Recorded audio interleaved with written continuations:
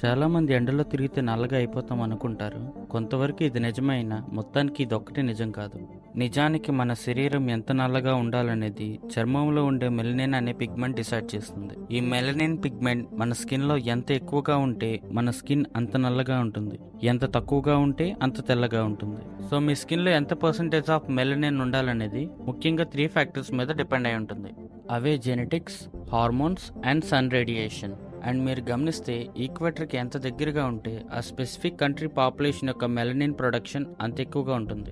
Actually ఈ melanin production అనేది body యొక్క ప్రొటెక్టివ్ మెకానిజంలో ఒకటి.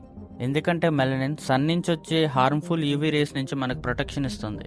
అంతేకాకుండా దానివల్ల వూండ్ హీలింగ్ కెపాసిటీ కూడా బాగా పెరుగుతుంది. సో నల్లగా ఉండడం అనేది హ్యూమన్ ఎవల్యూషన్లో ఒక సర్వైవల్ మెకానిజం. దాన్ని చూసి మనం సిగ్గుపడవలసిన అవసరం లేదు.